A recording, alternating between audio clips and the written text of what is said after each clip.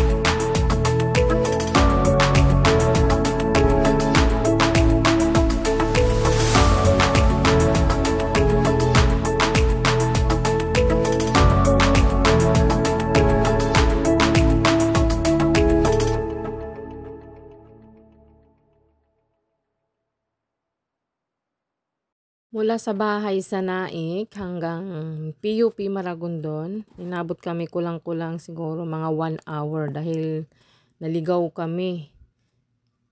Nagtanong-tanong muna kami kung saan banda kasi first time naming pumunta dito. Naghahanap kasi kami ng school na mapapasukan ng aking anak sa college. Kaya nakarating kami dito sa PUP. Sa PUP Maragondon.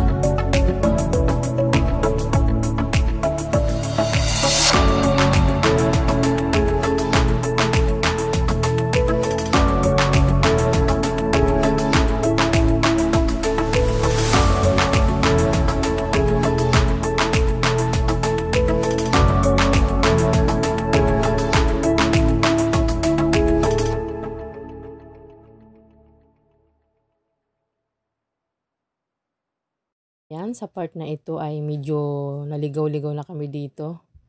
Kasi nga, yung napagtanungan namin ay medyo malayo yung turo, yung daan.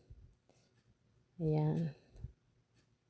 Malapit lang siya sa Maragondon National High School, tapos PhilHealth, at saka yung sa opisina ng bombero. Ayan, mapapansin nyo dyan, pumasok kami dyan. Akala namin, dyan banda yung school ng PUP. Hindi pala. Yan ay ang PhilHealth office. Ayan. Yan yung high school. Maragondon National High School. Ayan, nakikita nyo yung PhilHealth. Dito lang sa may bandang likuran ng PhilHealth. Mabuti hindi kami nahuli dyan dahil one way lang pala, at ito na nga, narating na namin ang PUP Maragondon. Likod lang siya ng PhilHealth at National High School ng Maragondon. So, hanggang dito na lang ang aking video. Thanks for watching. Bye-bye!